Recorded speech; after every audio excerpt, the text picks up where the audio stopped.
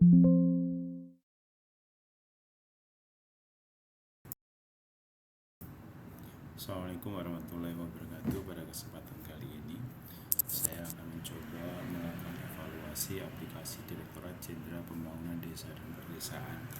Aplikasi yang ada di Direktorat Jenderal Pembangunan Desa dan Perdesaan terdiri dari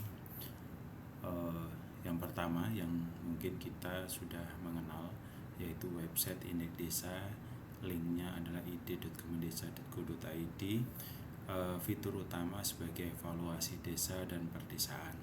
Aksesibilitasnya, kalau kita melihat dalam dari bulan Januari sampai di bulan Agustus, termasuk banyak orang yang menggunakan aplikasi atau website id.kemendesa.go.id. Dampak atau manfaat menjadi pintu masuk ke semua layanan digital, dan tantangannya adalah navigasi ke aplikasi turunan kadang membingungkan, karena pada posisi saat ini di tahun 2025 ini masih ada dua informasi yang terkadang tidak ada di website id.kemendesa.go.id tetapi dilengkapi di website idm.kemendesa.go.id. Pada kesempatan ini rekomendasinya perlu integrasi SSO atau single sign on dan menu yang lebih ramah pengguna. Jadi menurut saya di aplikasi yang di Jen PDP ini udah bagus untuk website id.kemendesa.go.id. Pada tampilan website di Jen PDP yaitu di jenpdp.kemendesa.go.id sebagai informasi resmi apa yang dilakukan oleh Dijen PDP terpublikasi di website Dijen PDP.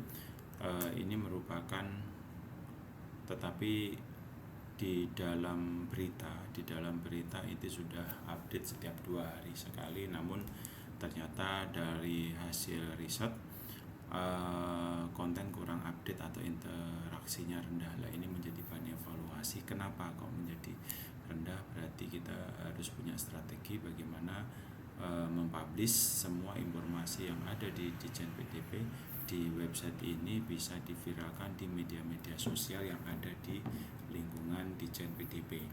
Rekomendasi yang perlu kita tindak lanjutin adalah perlu rutin update, dijadikan hubungan integrasi aplikasi Dijen PDP, karena kalau melihat dari evaluasinya ini yang selalu update setiap 2 hari sekali itu di menu berita, tapi di menu yang lainnya baru mungkin itu yang harus kita perbaikin. Pada aplikasi yang ketiga adalah MonFDD.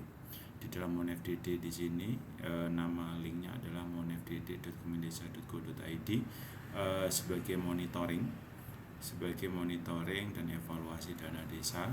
Pada posisi di bulan Januari sampai bulan Agustus ini termasuk sedang karena masih untuk yang 2025 masih belum operasional dan sedang proses pengembangan. Sebenarnya memberikan dampak dan manfaat, yaitu membangun transparan dan akuntabilitas dana desa. Terus tantangannya adalah akses terbatas publik, sinkronisasi data daerah. Ini memang pada aplikasi monfdd.kemendesa.go.id ini adalah diperuntukkan sebagai bahan evaluasi yang dilakukan oleh tenaga pendamping profesional baik di level desa, kecamatan, kabupaten, dan provinsi. Secara tidak langsung informasi akan terekam di Kementerian Desa dan Pembangunan Daerah Tertinggal. Rekomendasinya perlu integrasi data real time dengan desa. Yang dimaksud di sini adalah menghubungkan antara Siskodes, ONSPAN dan MonFDD menjadi satu kesatuan yang saling keterkaitan satu sama lain, supaya harapannya adalah ada sinkron dan integrasi data yang update seperti itu. Untuk WebGIS IDM sebenarnya sudah ada WebGIS IDM. Ini adalah tujuannya untuk memvisualisasi data ini berbasis peta. Aksesibilitasnya tinggi. Ternyata di sini hasil analisanya dari banyak dari masyarakat yang menggunakan atau berinteraksi dengan sini, namun informasinya adalah masih belum ada fiturnya, masih terbatas dan kurang interaktif, dan perlu dikembangkan interaktivitasnya dan integrasi multisektornya. Yang selanjutnya adalah website desa wisata .kemendesa.go.id sebagai wadah, sebagai promosi desa wisata.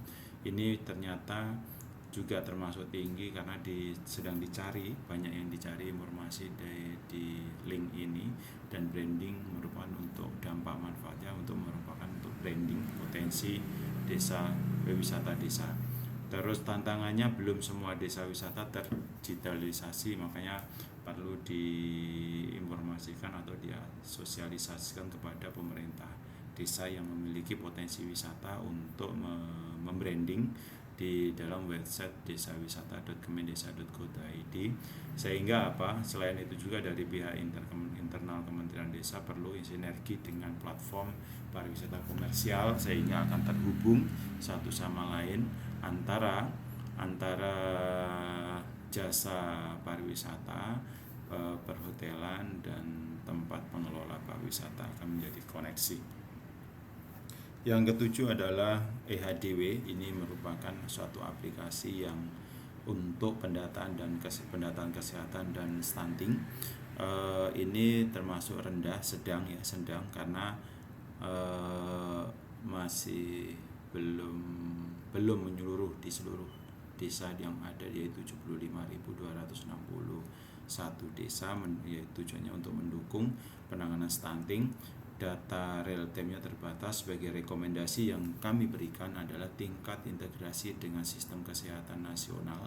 Ini diperlukan karena dengan berintegrasi dengan sistem kesehatan nasional sehingga mewujudkan satu data, yaitu data yang ada di Kementerian Kesehatan, terus Kementerian BKKBN, itu akan terintegrasi dengan EHDW, dan tujuannya untuk pengambil keputusan terhadap stunting itu menjadi satu kesatuan dan bisa menjadi rujukan negara untuk mewujudkan satu data Indonesia.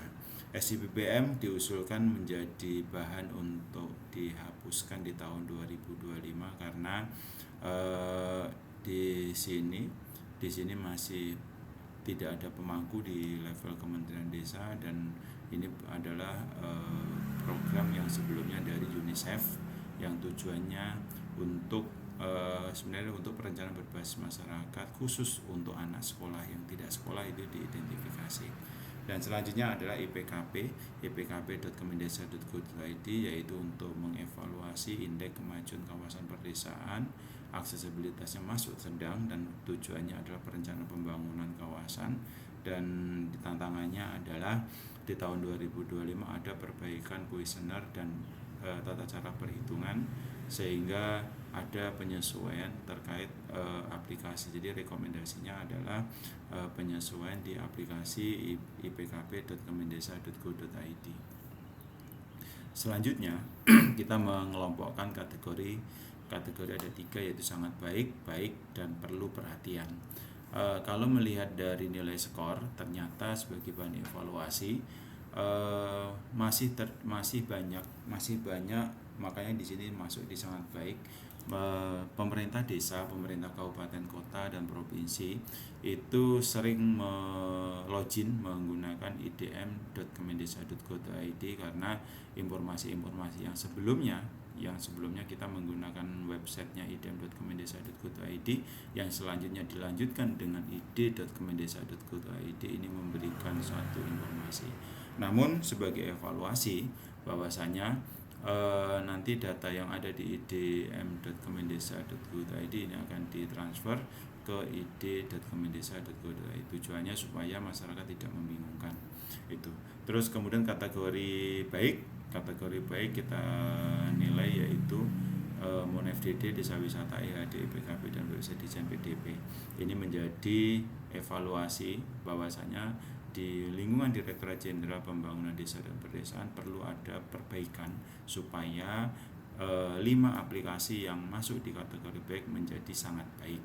Terus kategori perlu perhatian karena ini adalah rencananya akan dihapuskan karena tidak operasional secara dengan baik, dan WebGIS IDM sebenarnya bisa mendukung untuk mendukung website WebGIS-nya untuk indeks desa.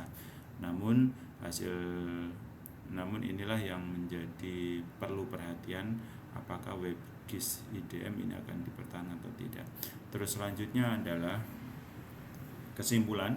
Website IDM id.kemendesa sudah jadi pintu masuk, tapi butuh integrasi SSO agar semua aplikasi bisa diakses sekali login. Terus kemudian aplikasi strategis yaitu MonFDD, IDM, IDPKP, IDW, jadi punya dampak besar untuk perencanaan dan pengawasan, namun butuh peningkatan akurasi dan real time. Dan aplikasi tematiknya sebenarnya desa wisata, SIWN dan WebGIS IDM ini ada bermanfaat untuk masyarakat langsung, tapi masih butuh promosi dan pendampingan dan integrasi dengan platform eksternal. Itulah beberapa catatan evaluasi di bulan Agustus untuk aplikasi yang ada di lingkungan Ditjen PDP.